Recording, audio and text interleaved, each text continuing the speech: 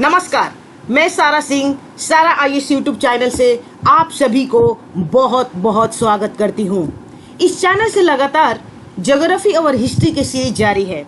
History में अभी सिंधु घाटी सिविलाइजेशन चल रहा है, जिसके तहत इसके 2 पार्ट्स को कवर किया जा चुका है और आज आप तीसरे पार्ट्स के बारे में जानेंगे। क्योंकि यह सिंधु घाटी सिविलाइजेशन जो टॉपिक है बहुत ही बड़ा है, तो स्टार्टिंग में ही आप लोगों को मैं बताई थी कि इसमें कम से कम 4 क्लासेस आप लोगों को अटेंड करना होगा, तब जाके सिंधु घाटी सभ्यता से संबंधित जो अवधारणा है, मुद्दे है, आप लोगों को क्लियर होगा।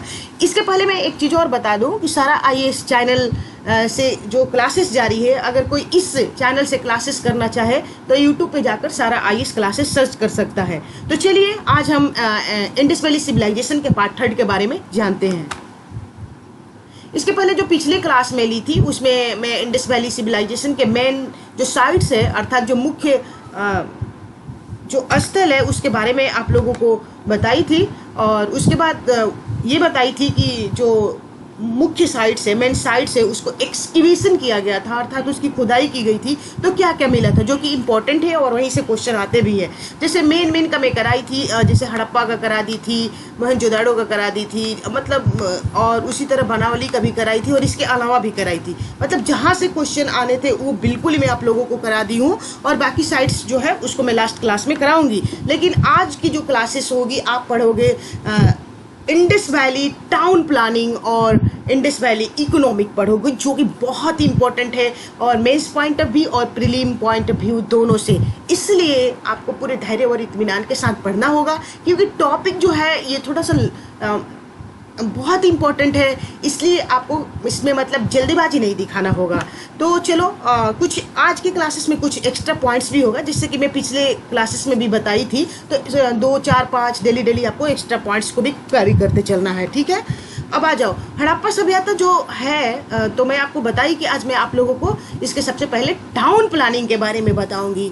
हड़प्पा सभ्यता आपको तो पता ही है कि अपने टाउन प्लानिंग के लिए जाना जाता है। क्या अद्भुत टाउन प्लानिंग थी इस सभ्यता की। अपने जो उसके कंटेम्प्रेरी सिविलाइजेशन थे, लाइक मेसोपोटामिया, ठीक है, सुमेरिया, इजिप्ट, उन सभी से क्या था, हड़प्पा सभ्यता की जो टाउन प्लानिंग थी अद्भुत थी। फिर जैसे कि what was the town planning which was the manifestations of the mature Harappa civilization, क्या क्या वो चीज़ें थी जो कि हड़प्पा सभ्यता को यूनिक बनाती है। तो आज आप इन सारी चीज़ों के बारे में जानोगे और बहुत ही बढ़िया से जानोगे, ताकि हमेशा आपके मेंस रिटन में काम आएगा, ठीक है। तो सबसे पहले जो इसकी जो नगर योजना है, इस सभ्यता की प्रमुख विशेषता है, ठीक है।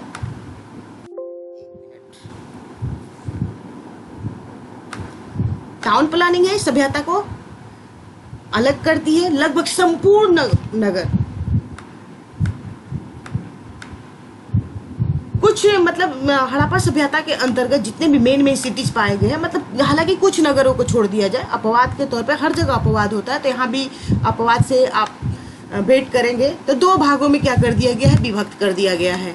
एक तो पश्चिमी भाग, जो कि मैं पिछले क्लास में भी आप लोगों को बताई थी कि हड़प्पाई शहरों को 2 भागों में बांटा गया था, एक पश्चिमी भाग में, एक पूर्वी भाग में। देखो विभाजन हुआ है कैसे, ये विभाजन है, ये पश्चिमी भाग है, ठीक है, ये पश्चिमी भाग है, जिसको सिटाडल कहते थे, यानी अपर पार्ट कहते थे। और क्या होता था, ये रेज्ड प्लेटफॉर्म पे होता था, मतलब ऊंचे चबूतरे पे हुआ करता था, ठीक है। और इसको क्या बोलते थे, लोअर पार्ट बोलते थे, ठीक है। और इसको क्या बोला जाता था, ईस्टर्न पार्ट, यानी कि पूर्वी हिस्सा में होता था, और ये पश्चिमी हिस्सा में होता था। और इधर कौन रहते थे, ये पूरा ओपन होता था, देख रहे हो, कहीं से भी इसका फोर्टिफिकेशन नहीं हुआ है, किला बंदी नहीं किया गया। और इधर आप देख रहे हो, इसको किला बंदी कर दिया गया है, ठीक है ना। आप ऐसा क्या करना कि जब भी आप मेंस लिखना, तो कोशिश करना कि जब टाउन प्लानिंग लिखोगे तो जहाँ भी आपको मौका मिले वहाँ पर फिगर आप ड्रॉ जरूर करना। ऐसे क्या होता है, ये एक्स्ट्रा इम्प्रेशन आपके लिए क्रिएट होता है और वहाँ पर मार्क्स आने की अच्छी संभावना होती है। तो ऐसे ही मेंस में रिटन किया जाता है। ये एरिया में बताइए कि खुला होता है, यहाँ से किलाबंदी नहीं होगा, इस एरिया में किलाबंदी नहीं होगा। और इस एरिया में कौन रहता था, जैसे कि क्राफ्ट्समैन, शिल्पी, मजदूर, लेबर मतलब लेबर क्वार्टर्स हुआ करते थे, और मतलब जनरल मतलब कॉमन पीपुल इधर ही रहते थे। ठीक है, इधर क्या क्या पाओगे, तो इधर पाओगे जैसे महान आश्रम, जितने भी बड़े बड़े बिल्डिंग्स होंगे इसी एरिया में पाए जाएंगे, जिसका क्या होगा, ऐतिहासिक महत्व होगा। या ये एडमिनिस्ट्रेटिव सेंटर्स इधर ही मतलब मिलेगा।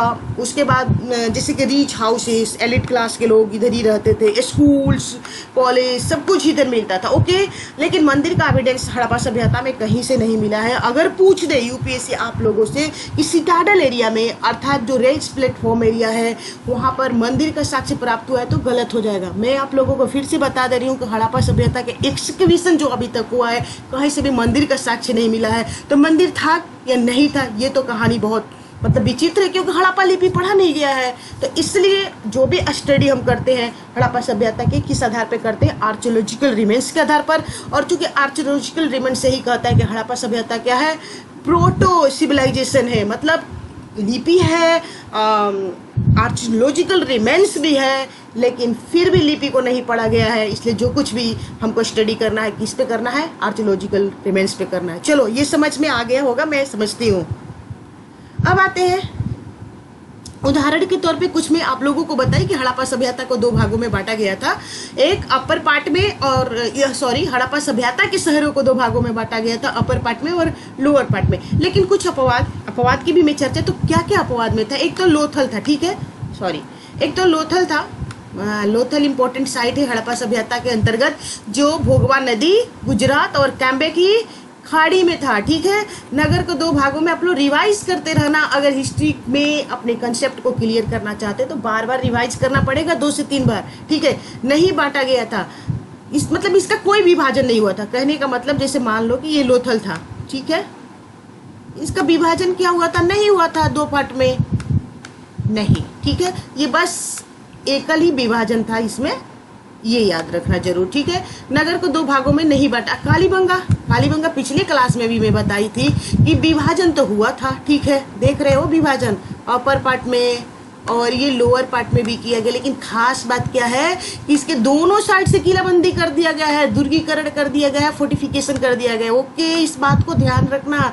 कौन कौन, एक लोथल में क्या किया गया है, विभाजन तो नहीं हुआ है, एकल ही विभाजन है। ठीक है, और कालीबंगा का विभाजन हुआ है, लेकिन दोनों तरफ से क्या किया गया है, किलाबंदी किया गया। जबकि सामान्य लक्षण क्या है हड़प्पा सभ्यता की विभाजन की, सामान्य लक्षण ये है कि पश्चिमी भाग में क्या किया जाता है, दुर्गीकरण किया जाता है, किलाबंदी किया जाता है, western most part. Okay, clear.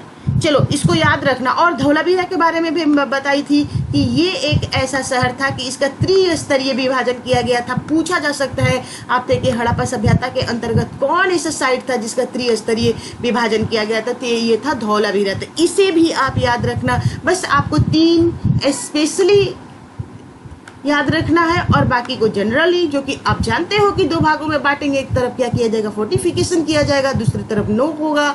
तो इन तीनों को बस आप याद रखोगे तो कहीं से भी क्वेश्चन आएगा, आपका क्वेश्चन सही होगा। ओके, चलो, हड़प्पा सभ्यता नगर व्यवस्थित है, ये तो सब लोग जानता है कि हड़प्पा सभ्यता आप लोगों को पता होगा और आज बढ़िया से जान जाओगे। हड़प्पा सभ्यता क्या था, व्यवस्थित, बिल्कुल ही मैनेज था। और कैसे था मैं आप सब कुछ बता दे रही हूँ। ये नगर वर्गाकार या आयताकार आकृति में क्या था, या तो वर्गाकार स्क्वायर या आयताकार, ठीक है ना, या आयताकार आकृति में, शेप में क्या था, बटा हुआ था। मतलब कहने का मतलब ग्रेड सिस्टम के आधार पर ये शहर को बसाया गया था। जैसे वर्तमान में आप चंडीगढ़ को ले सकते हो। भारत में एक चंडीगढ़ शहर है जिसका मतलब बहुत ही बेहतरीन तरीके से बसावट किया गया है। उसी तरह के कुछ अगर एसोसिएट करके देखना चाहोगे हड़प्पा सभ्यता को, तो चंडीगढ़ को आप देख सकते हो।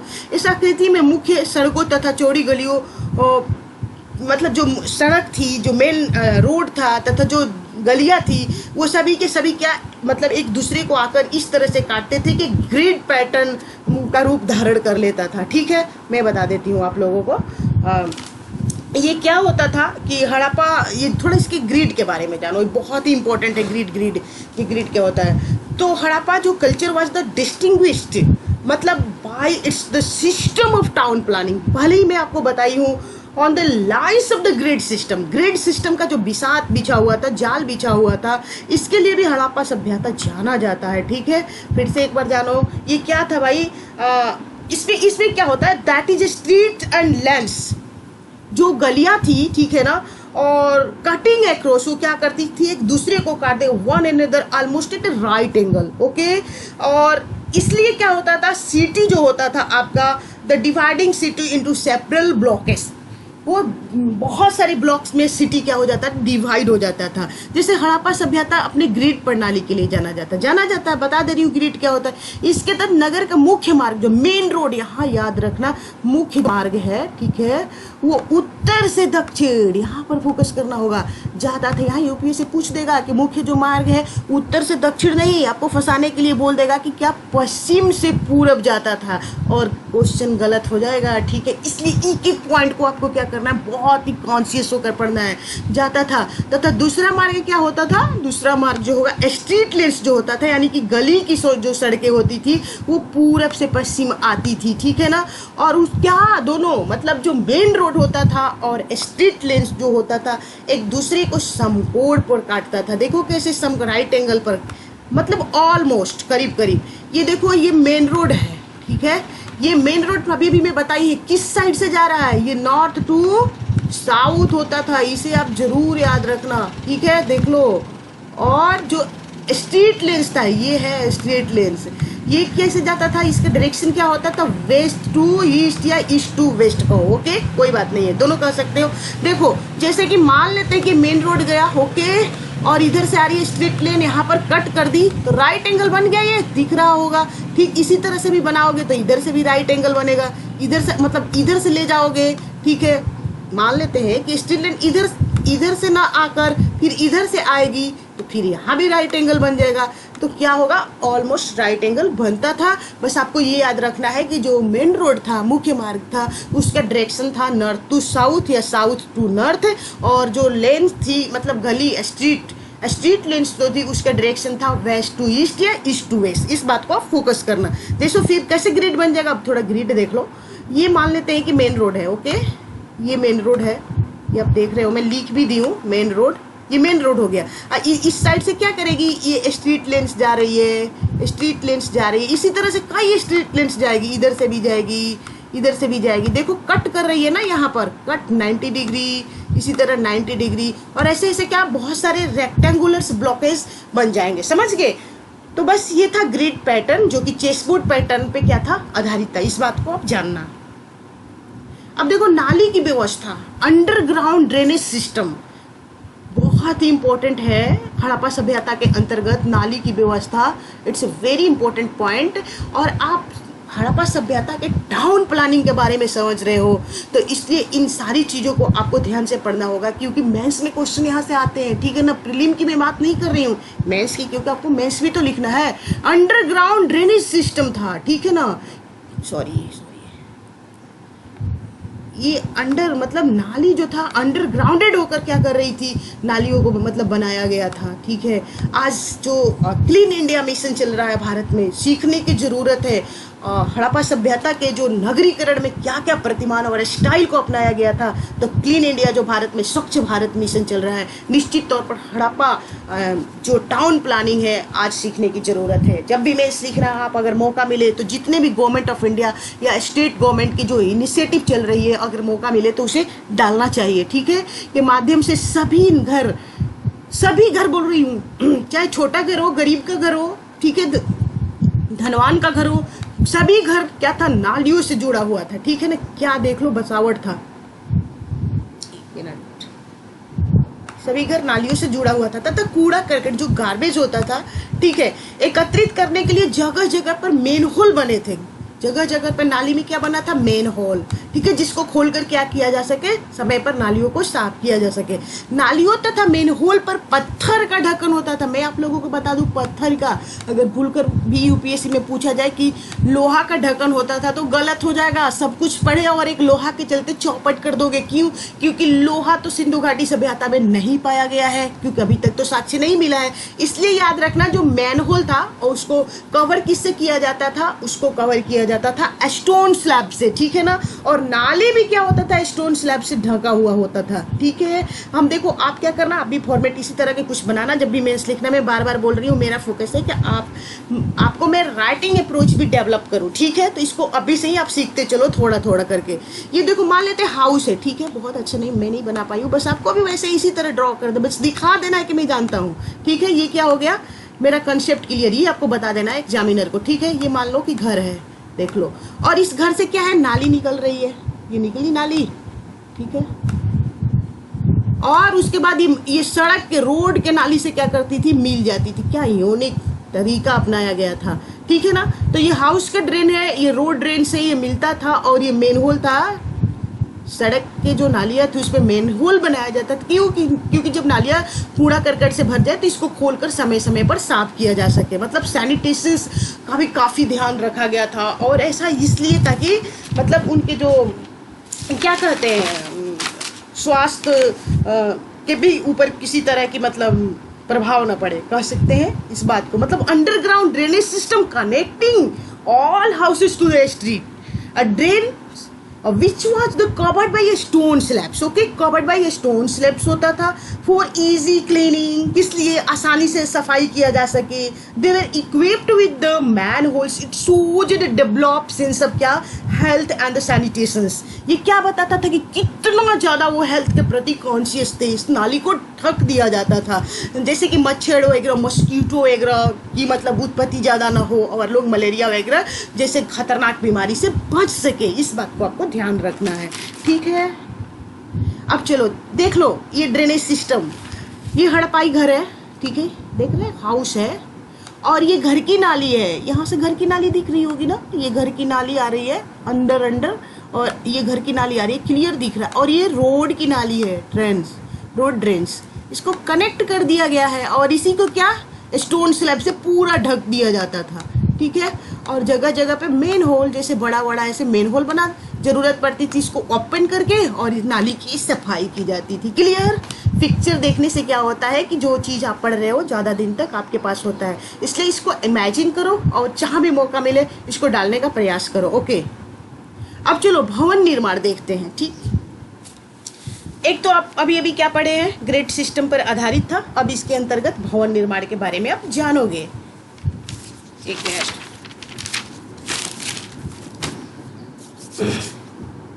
इस सभ्यता में बड़े बड़े भवन मिले हैं, जिसमें महान स्नानागार पढ़ा चुकी हूँ, ठीक है। कहाँ था महान स्नानागार, मोहनजोदड़ो में था, और उसके बाद पुरोहित आवास, ये अन्नागार, ग्रेट ग्रेनरीज कहाँ से, ये भी मोहनजोदड़ो से, और सबसे ज़्यादा ग्रेनरीज हड़प्पा से मैं बताई हूँ, आप लोगों को याद करते चलना है। सभा भवन भी पाया गया है, ठीक है। आदि प्रमुख है। भवन निर्माण में पक्की ईंटों, ठीक है ना, क्या करना है, पक्की ईंटों का ध्यान रखना। बॉन्ड ब्रिक का क्या किया गया है, यूज किया गया है, और इसलिए भी ये सभ्यता की एक क्या है, विशेषता है, ठीक है ना, यूनिक कैरेक्टर्स है, इस बात को आप ध्यान रखना। किया गया जो अपने समकालीन, जो इसके जो कंटेम्पररी सिविलाइजेशन थे, इसके जो समकालीन थे, कंटेम्पररी में इसके थे, जैसे इजिप्ट था, ठीक है ना, इजिप्ट, मिस्र इसको बोलते हैं, और ये जो मेसोपोटामिया था, या सुमेरिया भी था, चीन भी था, इसके कंटेम्पररी सिविलाइजेशन, वहाँ पर क्या किया गया था कि बॉन्ड ब्रिक का बहुत मतलब अगर कहीं यूज भी किया गया था, बहुत ही कम मात्रा में, लेसेस क्वांटिटी में यूज किया गया था। जैसे कि मेसोपोटामिया में तो पक्की ईंटों का प्रयोग हुआ है, लेकिन पक्की ईंटों का जो प्रयोग हुआ है बहुत ही कम मात्रा में हुआ है, ठीक है। और इजिप्ट, मिस्र में जो हुआ है वो धूप में पकाई ईंट से वहाँ के जो हाउसेस थे बने हुए थे, न कि आग में पकी हुई ईंटों से। तो इस मामले में हड़प्पा सभ्यता यूनिक हुआ, ठीक है। तो इन बातों को आप याद रखना कि भवन निर्माण में हड़प्पा सभ्यता में बॉन्ड ब्रिक्स अर्थात पक्की ईंटों का क्या किया गया है, यूज किया गया है, ठीक है। एक दो अपवाद के बिंदु जरूर होंगे इस सभ्यता में भी, जैसे कि कालीबंगा में प्राय जो कच्ची ईंटों का ज़्यादा यूज हुआ है, ठीक ना, लेकिन फिर भी उसका जो फर्श था वो पत्थर से बनाया गया। तो एक दो अपवाद आपको जरूर मिलेंगे हर जगह, लेकिन मुख्यतः जाना है कि जितने भी हाउसेस थे उसको बॉन्ड ब्रिक से बनाया गया था। अब देखो, घर जो हाउस था वो प्राय 1 मंजिला से लेकर 2 मंजिला हुआ करता था। 1 मंजिला से लेकर 1 स्टोरी से लेकर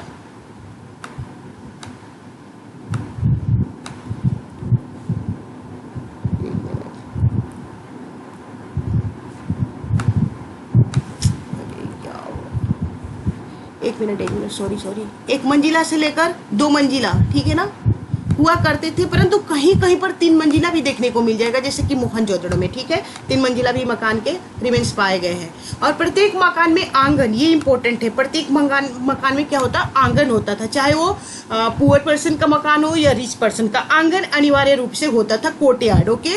परंतु घर की खिड़कियां जो होती थी, विंडोज जो होता था, वो क्या होता था, वो सड़कों की तरफ ना होकर पीछे की तरफ हुआ करता था, और ऐसा शायद इसलिए होता था, सुरक्षा वगैरह को ध्यान में रख कर होता था। तो जो घर की खिड़कियां होती थी, मतलब घर के फ्रंट साइड से ना होकर घर के पीछे साइड से हुआ करती थी। इस बात को आप जरूर याद रखना, ठीक है। अब देख लो, ये इंडस वैली सिविलाइजेशन के तहत हाउसेस है, तो ये अभी 1 स्टोरी दिख रहा होगा, लेकिन एक चीज और आप लोगों को मैं बता दूं, इसमें इसको रेलिंग नहीं किया जाता था छत को, ठीक है, ओपन छत होता था। सभी घरों पे आप यही देखोगे, ओपन मिलेगा, ठीक है। इसको छत को मतलब रेलिंग से, बाउंड्री वाल से घेरा नहीं जाता था, इस बात को आप याद रखना, ठीक है। और ये देख लो, लोग इंजॉय कर रहे हैं, और क्या बेहतरीन तरीके से बसावट की है। ये नालियाँ मैं बताई थी आप लोगों को, प्रत्येक घर से नालियाँ, ड्रेनेज सिस्टम बहुत ही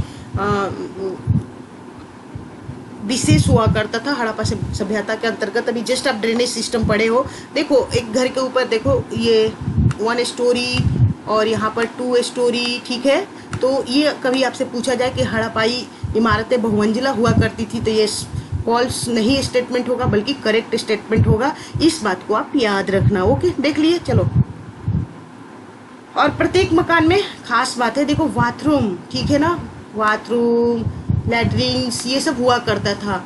आज से 4500 वर्ष पुराने सभ्यता में क्या मतलब लोग यूज करते थे, किस तरह से सफाई का ध्यान रखते थे, और आज ओडीएफ भारत में चल रहा है, फिर भी मतलब उस अंजाम तक नहीं पहुंच पाया जिसकी जरूरत है, ठीक है। सीखने की जरूरत है इंडस वैली सिविलाइजेशन से, कि आज से 4500 वर्ष पुराने सभ्यता में लोग बाथरूम यूज करते थे, और यहाँ पे तो टॉयलेट्स बन भी जाता है इंडिया में, तो लोग उसका यूज नहीं करते हैं। कितना मतलब विचित्र बात है, ठीक है।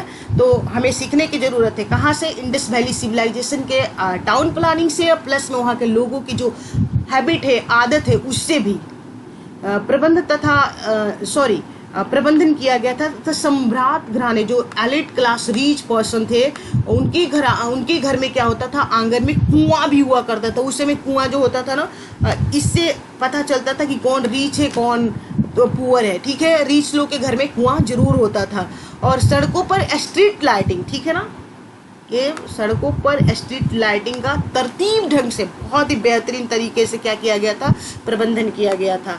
यानी कि जो महानगर में जो चीज़ें होनी चाहिए, जो फीचर्स होनी चाहिए, एक्सटेंसिव स्केल पे सब कुछ आपको हड़प्पाई नगरों में देखने को मिलेगा, ठीक है। इसलिए हड़प्पा सभ्यता अपने नगरीकरण के लिए जाना जाता है। मैं बार बार आपको बता दे रही हूँ, सारा चीज़ जब भी आएगा टाउन प्लानिंग में तो आपको लिखना होगा। महाना स्नानागार ग्रेट बाथ के बारे में मैं आपको बताई थी कि ग्रेट बाथ क्या था, तो यह मोस्ट इम्पोर्टेंट पब्लिक क्या था, साइट था। इसकी बनावट अद्भुत था। पौंड का निचला तली पर ईंट बिछाया गया था, ठीक है ना, निचला तली पर क्या किया गया था, ईंट बिछाया गया। देख लो, ग्रेट बाथ के बारे में थोड़ा जानो। ये आपका ग्रेट बाथ, आपको भी इसी तरह का फिगर ड्रॉ करना होगा। अगर आएगा टाउन प्लानिंग, फटाक से कर फिगर को ड्रॉ कीजिएगा और ये सारी चीज लिख डालिएगा, ठीक है। ये जैसे ईंट है, ओके, ये ईंट है, सब ये ईंट है, और इसी ईंट से इसके फर्श को क्या कर दिया गया था, पाट दिया गया था, पूरा बिछा दिया गया था, ठीक है। और उसके बाद ये देखो बॉन्ड ब्रिक से, याद रखना कि पत्थर से नहीं कवर किया गया था, बॉन्ड ब्रिक से, इसीलिए मैं फिगर बनाई हूँ ताकि आपके कंसेप्ट में किसी तरह की कमी न रह जाए, ठीक है। और ये चेंज रूम हुआ करता था, ऐसे रूम दिखा देना, चेंज मतलब नहाने के बाद इसमें लोग क्या करते थे, कपड़े चेंज करते थे, ठीक है। और ये उसके बाद ये एक आउटलेट था, इसमें जो गंदे पानी, यहाँ पहले समझ लो, एक एडजेसेंट रूप में कुआं था, ठीक है। इससे क्या होता था, इस स्विमिंग पूल में पानी जाता था पौंड में, और जो गंदे पानी होता था यहाँ से, उसको समय समय पर एक आउटलेट बना हुआ था, ठीक है, यहाँ पर उसके थ्रू बाहर ड्रेन कर दिया जाता था, ठीक है। तो क्या तकनीकी था, क्या महान स्नानागार था, रियली बहुत ही यूनिक था, ठीक है। और कहाँ था ये, मोहनजोदाड़ो में, और मोहनजोदाड़ो इसके लिए फेमस है, ठीक है, इसको याद रखना आप लोग। एक चीज और बताओ दो, इसका उपयोग प्राय क्या होता है, it must have the sort but the ritual practice, प्राय रिचुअल प्रैक्टिस से संबंधित था, धार्मिक स्नान वगैरह यहाँ समय समय पर हुआ करता था। ठीक है, अब चलो आर्थिक जीवन के बारे में आप जानोगे। ठीक है, अब टाउन प्लानिंग में आप लोगों को कवर करा दी। अगर इतने पॉइंट को अगर आप अपने पास रखते हो, उसको आत्मसात करते हो, तो निश्चित तौर पर आपका प्रीलिम और मेंस में एक भी क्वेश्चन नहीं छूटेगा। ठीक है, लेकिन कम से कम आपको इतना जरूर आना चाहिए। अब पढ़ोगे आप क्या, Indus valley civilization, economic life. Okay, ये है आर्थिक जीवन। यस, अब देखो अर्थव्यवस्था, किसी भी अर्थव्यवस्था के दो आधार होते हैं, कृषि एंड ट्रेड, पशुपालन भी। तो इंडस वैली सिविलाइजेशन में भी अर्थव्यवस्था के जो उनके जो वेपन्स थे वो क्या था, कृषि था। ठीक है, कृषि मुख्य अंग। ठीक है, सभी बड़े नगरों से प्राप्त अन्नागार, बताई थी ना, सभी बड़े नगरों से, हड़प्पा से भी अन्नागार मिला है। 2 की कतारों में 6-6 कमरे वाली, दोनों साइड से 6-6 कमरे वाली अनागार, यानी सबसे अधिक अनागार के अवशेष से पता चलता है कि अर्थव्यवस्था में कृषि का महत्वपूर्ण योगदान था। ठीक है ना, और कृषि तो होगा ही, क्यों, क्योंकि इंडस वैली जो सिविलाइजेशन था वो नदियों के तट पर, नदियां क्या करती थी, प्रतिवर्ष सिल्ट लाती थी अपने साथ, गाद को लाती थी और पूरे एरिया को क्या कर देती थी, फर्टाइल कर देती थी। इसलिए जो इंडस वैली और इसके आसपास के जो सहायक नदियां थी, उसके बगल में जो सभ्यताओं का जो बसावट हुआ था, वो सभी के सभी सभ्यताएं क्या थी, सभी के सभी जो साइट्स थे इंडस वैली सिविलाइजेशन के, बहुत ही फर्टाइल थे। ठीक है, तो इसलिए कृषि अर्थव्यवस्था का क्या था, प्रमुख हिस्सा था। और देखो कृषि कई तरह के अनाज वो उगाते थे। ये सारी अनाज में कम से कम इतना अनाज आपको याद रखना होगा, क्योंकि मेंस लिखते समय आपके पास फैक्चुअल पॉइंट्स भी होने चाहिए, जैसे जई, जौ भी बोलते हैं, और बारले, जई, गेहूँ और बाजरे। ठीक है, चावल, जई मतलब ये इसका इंग्लिश ओट होता है, और जौ भी होता है, जैसे जौ, ये वाला, ये जौ, ये वाला जौ, इसका बारले इंग्लिश होता है। ओके, जई भी होता है, ओट, इसका ओट होता है। गेहूं, बाजरा, चावल। ओके, कृषि उपकरण में जैसे कि तांबे के भी कृषि उपकरण मिले हैं, टीन और कांसा के भी, मतलब तांबे और टीन को मिलाकर कांसे के भी मिले हैं, स्पेशली तांबे के भी उपकरण मिले हैं, और पत्थर के भी उपकरण मिले हैं। तो अगर पूछा जाए आपसे यूपीएससी में कि सिंधुवासी कृषि में सिर्फ कांसे के उपकरण का प्रयोग करते थे, तो स्टेटमेंट फॉल्स हो जाएगा, यानी कि तांबे का भी करते थे, कांसे का भी करते थे, और पत्थर का भी करते थे। और जैसे बहुत जगहों से क्या मिला है, नुकीले कुदाल मिला है। ठीक है, इसके अलावा अन्य भी कृषि से संबंधित उपकरण पाए गए, लेकिन कम से कम आपको इतना याद रखना होगा। पेड़ पौधे में जैसे केला, ठीक है, पीपल इत्यादि वृक्षों से वो क्या थे, परिचित थे। खजूर बड़ा प्रिय था इस सभ्यता के लोगों के लिए। नीम, ठीक है, नींबू और कपास भी वो उगाते थे। चलो क्लियर, आ जाओ। अब पशुपालन, ठीक है, इकोनॉमी में पशुपालन का भी उस समय बहुत ही ज़्यादा इम्पोर्टेंस था। और पशुपालन जो होता है सिंधु सभ्यता के आर्थिक जीवन का क्या था, महत्वपूर्ण आधार था।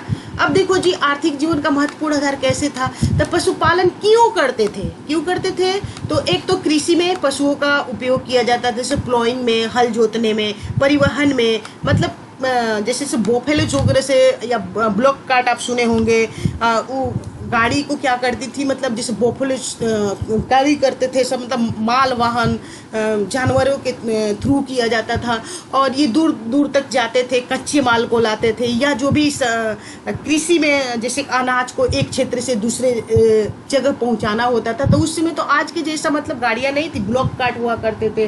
ठीक है, उसके माध्यम से क्या करते थे, इन्हीं जानवरों के साथ गाड़ी को ऐड करते थे और उसको क्या बनाते थे, परिवहन का साधन बना। विपणन में भी करते थे, मार्केटिंग होता था, जैसे कि बोफेलोज पे कुछ कृषि से संबंधित जो भी उत्पादन होता था उसके बोफेलोज के ऊपर रखते थे, और एक जगह से दूसरे जगह पर उसको क्या करते थे, मार्केटिंग कराते थे। ठीक है, तो इन सारी चीज़ों को आप लिखोगे। भोजन में बीफ भी खाते थे, पहले भी बताई थी, बीफ खाते थे, इससे दूध, दही और उसके बाद अन्य दूध से संबंधित प्रोडक्ट्स को वो क्या करते थे, उत्पादन करना जानते थे, इसलिए भोजन में भी यूज होता था। तो पशुपालन इसलिए वहाँ पर किया जाता था। बहुत ही पशुपालन जो था सिंधु सभ्यता के आर्थिक जीवन के लिए महत्वपूर्ण आधार था। ठीक है, अब देखो मैं थोड़ा ग्रेनरी के बारे में बता दूं। हड़प्पा सभ्यता में बोली थी ना, 2 लेन्स, देखो एक तो ये लेंस पहले समझ लो, एक ये लेंस में है, एक ये लेंस में, ठीक है।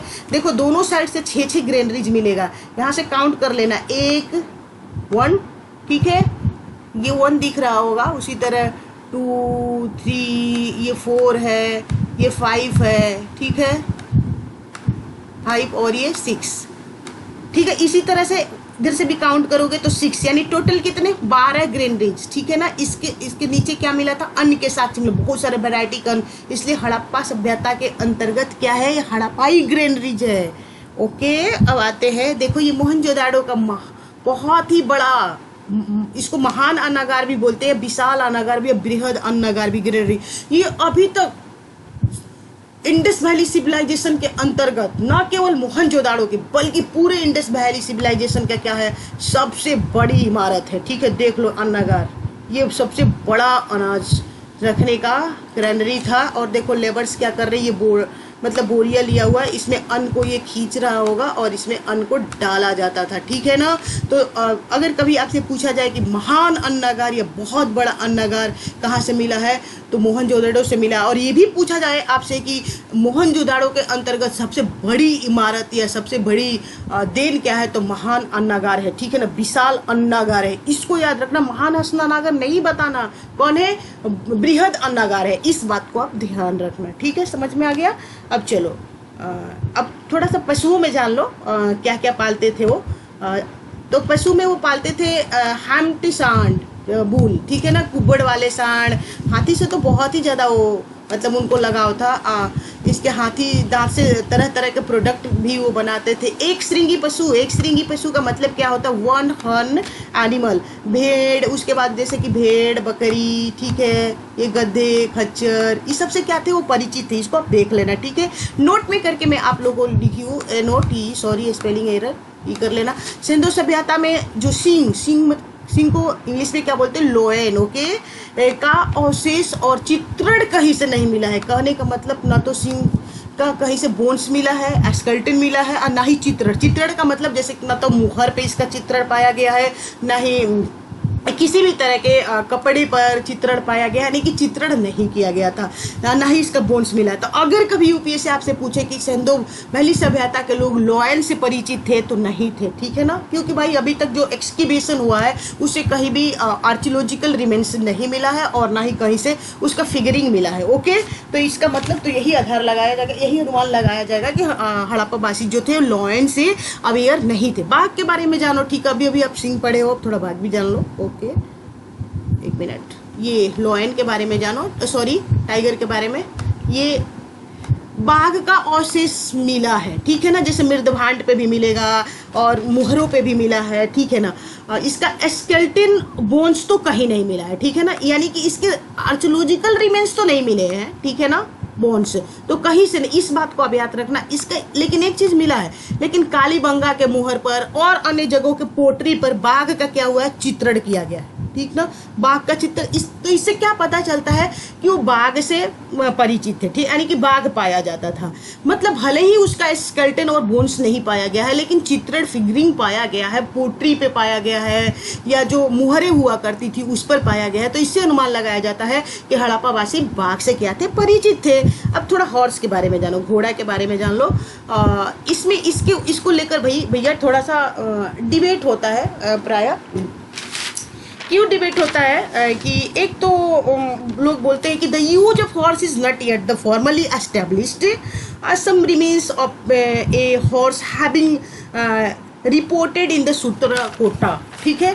तो ऐसा लगता है कि मतलब बहुत ज़्यादा उसके बारे में अवेयर लोग थे कि नहीं थे, भाई डिबेट कभी से वस्तु है, क्योंकि अभी सिंधु लिपि पढ़ी नहीं जा चुकी है बार बार। लेकिन फिर भी 2-3 जगहों पर घोड़ा का जबड़ा मिला हुआ है, जैसे कि एक राना गुंडई से मिला हुआ है, ठीक है, राना गुंडई ये पाकिस्तान में है, ठीक है। जगहों के बारे में मैं बताई हूँ, कम से कम एक बार जरूर आप मैपिंग करना।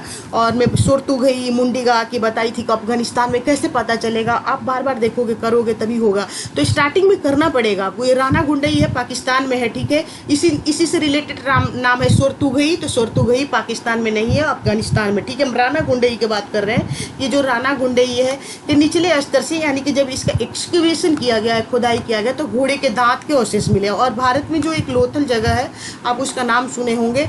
तो लोथल से इसका जबड़ा मिला हुआ था। इस आधार पे मान लिया जाए, बहुत ज़्यादा तो इसका स्केलेटन वगैरह बोन्स नहीं पाया गया है, बस 2 ही 3 जगहों पे थोड़ा थोड़ा उसके ऑसेस मिले हैं। तो इस आधार पे मान लिया जाता है कि शायद ये घोड़ा का ही होगा और वो घोड़ा से परिचित थे, ठीक है ना। तो इस बात को याद रखना। लेकिन एक चीज़ और मैं बता दूं कि सिंधु सभ्यता की मुहरों पर, ठीक है ना, घोड़े का अंकन नहीं किया गया है। तो यहाँ से लेकर यहाँ तक जो मैं पॉइंट्स आपको नोट करके बताई हूँ, उसे 2 से 3 बार पढ़ोगे तभी याद होगा, और यहीं से क्वेश्चन फंस जाते हो आप। यहाँ से पूछा जाएगा कि सिंधु मुहरे पर बफलोज, काउज, ठीक है, टाइगर और हॉर्स दे देगा कि चित्रण किया गया था, तो गलत हो जाएगा, क्योंकि घोड़े का चित्रण नहीं किया गया था, बल्कि घोड़े का स्केलेटन कहीं कहीं से मिला हुआ है। क्लियर? चलो अब देख लो, यही था वन हॉर्न एनिमल, एक श्रृंगी, और इतना पॉपुलर था, मतलब सबसे ज्यादा इसको प्रिय पशु कह सकते हो हड़प्पा वासियों के लिए, क्योंकि मुहरों पर ये जो मुहर देख रहे हैं ना, इसी टाइप के मुहरें हुआ करती थी कुछ शेप्ट में, इसमें एक श्रृंगी, यही इसी पशु का अंकन देख लो, ये मुहर है सब, ये मुहर है एक, ठीक है ना। एक श्रृंगी पशु का क्या किया गया है, अंकन, यहाँ से यहाँ एक मुहर है, ठीक है। इसमें और भी डिजाइन फॉर्मेट किया जाता था मुहरों पर, ठीक है, और जैसे पेड़ का भी चित्रण किया जाता था, ठीक है। तो ये भी पूछा जाए कि हड़प्पाई मुहरों पर पेड़ का चित्रण होता था, ये होता था, ठीक है ना सिर्फ जानवरों को होता था, पेड़ का भी होता था, कुछ सादे भी होते थे, मैं बता दे रही हूँ। यही एक श्रृंगी, देखो वन हॉर्न, तो सबसे अधिक किसी जानवर का चित्रण हुआ है तो एक श्रृंगी पशु का चित्रण हुआ है। अब देखो ये हम बूल है, ठीक है ना, कुब्बड़ वाले, ये बड़ा प्रिय था, इसकी शायद पूजा भी वो करते थे, ठीक है, कुछ अनुमान लगाया जाता है ऐसा ही। तो ये भी बहुत ही प्रिय था, हम्प्ड बर्ड, हड़प्पा सभ्यता के लिए बहुत ही फेमस एनिमल, ठीक। और शिल्प उद्योग, अब जाने शिल्प उद्योग के बारे में, चलो ठीक है। मनके बनाने की जानकारी थी, जो कि आप पहले से ही जानते हो, मनके क्या बेड्स, माला वगैरह इससे बनाते थे। और कहाँ से मिला था आपको फैक्ट्री, पिछले क्लास में बताई थी, लोथल से और चांदूहड़ों से, ठीक है। मनके बनाना वो जानते थे। धातु और मिट्टी के बर्तन भी, धातु को पता है ना कितना धातु कला उनकी डेवलप थी। डांसिंग गर्ल कहाँ से मिली थी मैं बताई थी, याद रखना, मोहनजोदड़ो से मिली थी। तो यानी कि मोम विधि से वो क्या करते थे, कांसे को ढालकर वो मूर्तियां बनाना जान गए थे, ठीक है। और मिट्टी के बर्तन तो बहुत सारे पोट्री बनाते थे, और इसके अलावा में मृण मूर्तियां बनाते थे। तो यानी कि मिट्टी के बर्तन भी बनते थे, खिलौने भी बनाते थे वो, ठीक है, छोटी छोटी मूर्तियां भी बनाते थे। तो धातु और मिट्टी के उद्योग जो था बहुत ही डेवलप था। मिट्टी के बर्तन बनाने के लिए वो चाक का प्रयोग करते थे, जो कि चाक जो होता था पहले वो फुट वेज में, मतलब पैरों से भी चलाते थे चाक को, और हैंड से भी कुछ बर्तन को बनाया जाता था, दोनों तरह के बर्तन बनाया जाता था। लाल काले मृद भांड, ये आपके लिए इंपॉर्टेंट पॉइंट है कि सिंधुवासी लाल और काले मृद भांड का प्रयोग करते थे। मैं बता रही हूँ लाल और काले मृद भांड क्या होता है नेक्स्ट स्लाइड में। बस ये याद रखना कि लाल और काले, अगर यूपीएससी आपको पूछे कि वो कोई दूसरे मृद भांड का अगर आपसे नाम रखे कि उत्तरी काले मृदभांड का प्रयोग करते थे, तो गलत हो जाएगा, ठीक है। लाल और काले मृदभांड का प्रयोग किया जाता था इंडस वैली सिविलाइजेशन के लोगों द्वारा। मिट्टी से ईंट का निर्माण करते थे, आपको पता ही है क्यों, क्योंकि आप तभी अभी जस्ट पढ़े हो कि बॉन्ड ईंट का प्रयोग हुआ है हाउसेस में, ठीक है। और देखो शंख, सीप तथा हाथी के दांत से विभिन्न वस्तुओं का निर्माण होता था, ओके, सजावट वगैरह के लिए।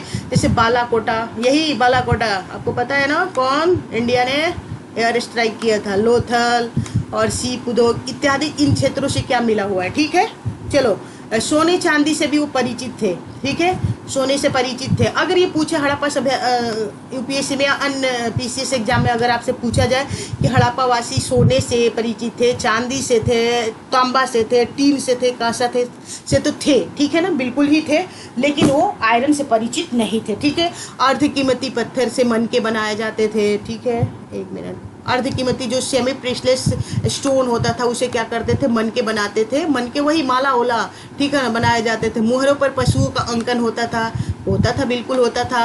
और केवल मुहरें क्या होती थी कि एक रेक्टेंगुलर होती थी, स्क्वायर्ड होती थी शेप में, और स्फेरिकल भी हुआ करती थी कुछ इस टाइप स्फेरिकल, इसको बना लेना, स्फेरिकल भी हुआ करती थी, ठीक है ना, कई शेप में पाई जाती थी। तो ये जो रेक्टेंगुलर में मोहरे होती थी इसमें केवल लिपि होता था, इस पर कुछ ना तो कोई एनिमल का फिगर होता था ना ही कोई पेड़ पौधे का फिगर होता था, इस बात को आप याद रखना, ठीक है। और जो स्क्वायर्ड शेप में मोहरे होती थी इसमें कुछ लिखा भी रहता था यहाँ पर, ठीक है ना, प्लस दोनों पशुओं का भी क्या किया जाता था, चित्रण किया जाता था, ठीक है। एक मिनट देखो, इस पर क्या होता था, लिपि और पशुओं का भी इस पे लिपि और इस पे लिपि का भी अंकन होता था और पशु का भी अंकन होता है। किस पर, तो ये जो स्क्वायर शेप में जो मुहरें हुआ करती थी उस पर, ठीक है।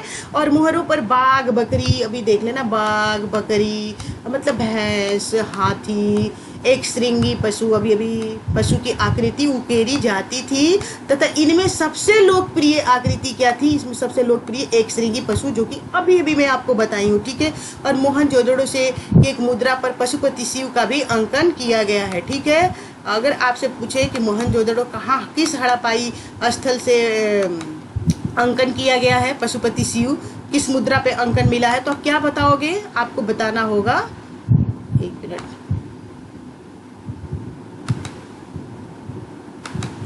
ये क्वेश्चन बार बार पूछा जाता है कि मोहनजोदड़ो की किस हड़प्पाई स्थल से पशुपति शिव के अंकन वाली मुद्रा की प्राप्ति हुई है, तो मोहनजोदड़ो। ये पशुपति शिव वाली मुद्रा कैसी होती थी, यानी कि एक शिव की आकृति होती थी, ठीक है, और ये मान लेते हैं कि शिव की आकृति है और चारों तरफ से पशु घिरे हुए हैं इनको, इसीलिए इसको क्या बोलते हैं, पशुपति शिव। कुछ मुहरों पर पीपल नीम, ठीक है, कुछ पीपल और नीम तथा अर्धमान आकृतियां भी अर्धमानव, यहाँ वो छूट गया होगा, सॉरी, मानव, अर्धमानव की आकृतियां भी उत्कीर्ण की गई थी, ठीक है। तो ये अगर आपसे पूछा जाए कि हड़प्पाई मुहरों पर वृक्ष का चित्रण किया गया है, यस किया गया, अर्धमानव का भी चित्रण किया गया है, और पशुओं का तो किया ही गया है, तो इन सारी चीजों को आप कम से कम याद रखना, ठीक है। चलो, ये देखो पोट्री है, इंडस पोट्री में क्या बताई थी, लाल और काले मृदभांड का प्रयोग। देखो बेस होगा, रेड दिख रहा होगा, बेस, ये बेस होता है, मैंने सबसे ज्यादा नीचे ये बेस, ठीक है। एक चीज और बता दूं कि हड़प्पाई जो मुहरे हैं वो डेकोरेटेड भी हुआ करती थी, उसमें डिजाइन भी किया गया था और सिंपल भी हुआ करती थी, दोनों बात को याद रखना, ठीक है। देखो ये रेड है, रेडिश है ना, रेडिश दिख रहा होगा इसका बेस, और इस पे काले रंग से पेंटिंग किया गया है, देख लो पेंटिंग, इधर भी देखो काले रंग का टाइगर, मैं बताई हूँ ना, टाइगर कालीबंगा से मुहरों पे भी मिलेगा, पोट्री पे भी मिलेगा, लेकिन इसका स्केलेटन और बोन्स नहीं मिलेगा, और सिंह का न तो स्केलेटन और न ही क्या होगा, फिगरिंग किया जाएगा, चित्रण किया जाएगा। ये देखो रेडिश है ना, इसको रेडिश ही समझना, ठीक है, और कोई दूसरा कलर नहीं, ये भी रेडिश बीच में, तो काले सब में रेडिश, यहाँ भी देखो रेडिश, कई डिफरेंट शेप में बनाए गए हैं, और ब्लैक रंग से क्या किया जाता था, पेंटिंग किया जाता था, इस बात को आप ध्यान रखना, और सिंपल भी मृदभांड हुआ करते थे। तो अगर ये पूछ ले यूपीएससी की हड़प्पा सभ्यता में केवल सादे मृदभांडों का मतलब बनावट किया जाता था, तो गलत हो जाएगा, दोनों डेकोरेटेड पोट्री प्लस में सिंपल पोट्री, दोनों का मतलब वो बनाना जानते थे और इसका यूज करते थे, ठीक है। वाणिज्य व्यापार एवं बाह्य संपर्क के बारे में हम बात कर लेते हैं, ठीक है। तो हड़प्पा सभ्यता के आंतरिक, ठीक है ना, मतलब जो हड़प्पा सभ्यता है सिर्फ उसी के अंदर तथा उसके बाहर, सभ्यता से बाहर भी, ठीक है ना, जाकर व्यापार करते थे, दोनों के साक्ष्य आपको क्या मिला है, यस मिला है। व्यापार जल और स्थल दोनों मार्गों से होता था, ठीक है ना, यानी कि जल से भी, वाटरवेज से और स्थल दोनों जगहों से वो क्या करते थे, दोनों मार्गों से वो क्या करते थे, व्यापार करते थे, ठीक है।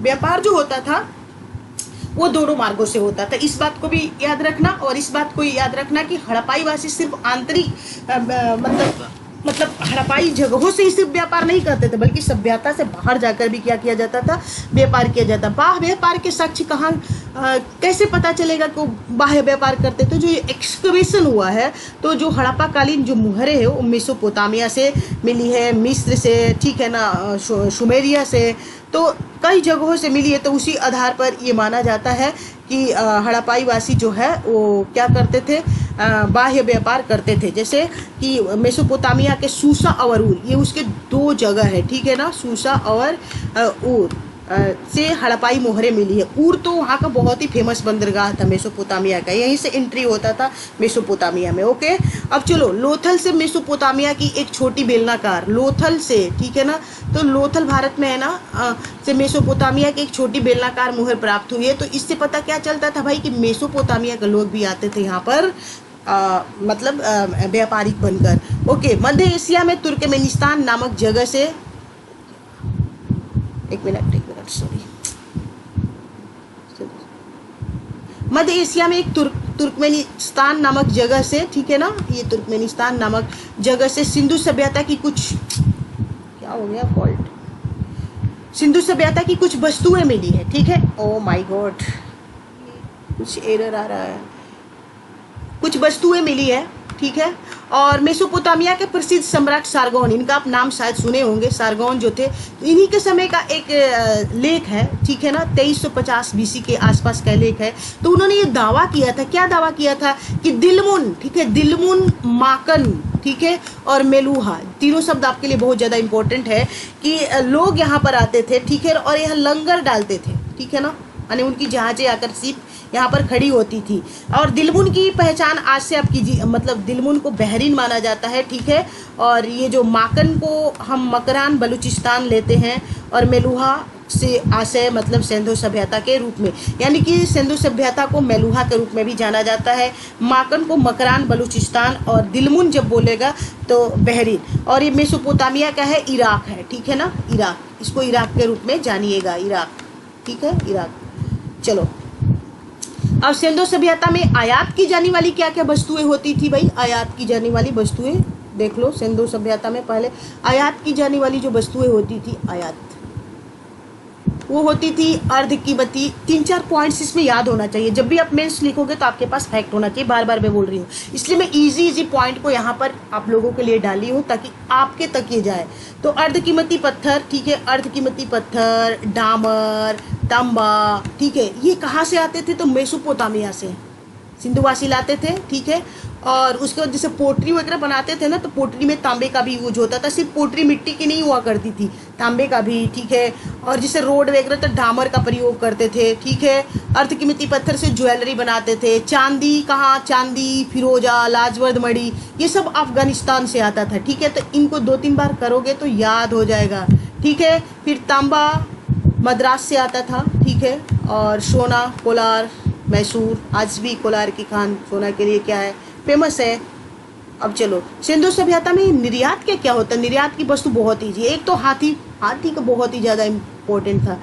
हड़प्पा सभ्यता में हाथी दांत से बनी वस्तुओं को क्या करते थे, निर्यात करते थे। सीप से बनी सजावट वगैरह के लिए, कपास से बनी वस्तुएं, कपड़े वगैरह को, और कपड़े पे मैं बताई थी डिजाइन भी किया जाता था, सिलाई कढ़ाई सब कुछ सिंधुवासी जानते थे।